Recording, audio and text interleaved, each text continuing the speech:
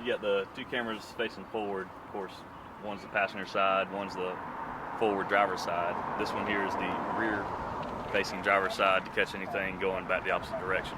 When a car goes by, it'll take a picture of the tag and the vehicle.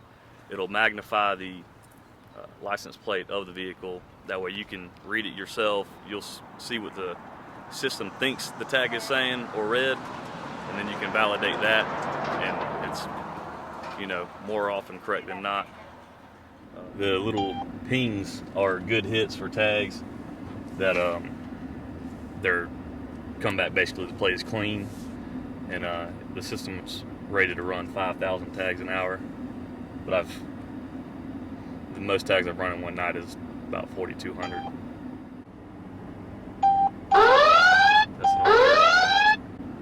License plate expired.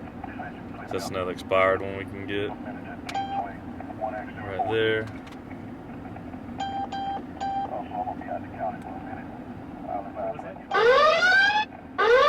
Going back the other way. Driver side rear.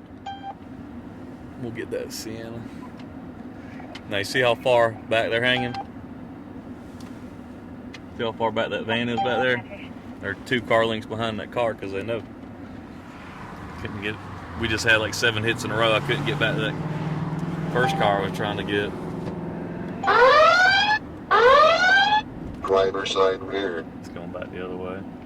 Is it frustrating to get that many hits in a row? Oh yeah, because you're just stuck in the traffic and you don't want to really get too far into it. So we're trying to get up to that van right there, and that camera's up by the light. Generally, the no insurance and suspended registrations are the kind of the primary that we're trying to get off the road. So I'll look those up before it'll tell me a insurance or suspension hit, and that's what I'll look at if I get a bunch in a row. Like 3 or 4 of those were just expired tag alerts. So I'll try and run the insurance and suspension hits first.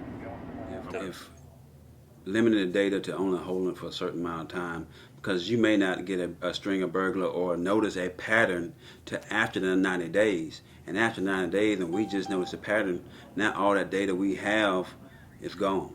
So if we're able to hold on to that data a year or maybe 2 years, and if we have a string of burglars in that area and we have that vehicle riding and getting that pattern of that vehicle, and we notice a pattern of that burglars, we can always link that back to those burglars. But without the data, we can't do anything. Data is very important.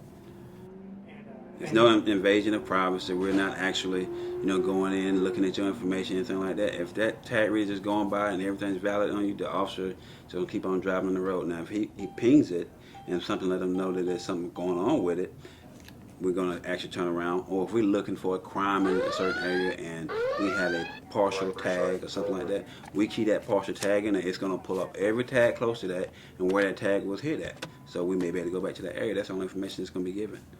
Right now, we're looking at, before as the vendor who we're dealing with, we can hold data up to 6 years. So until the law passed, we can go along with their dealer recommendations. So it may be 2 to 3 years before we delete that data. Now, of course, if the law passed and we have to delete it with 90 days or wherever, then we'll abide by the law and do that. But as long as we can keep it, that's valuable data we're going to try and hold on to.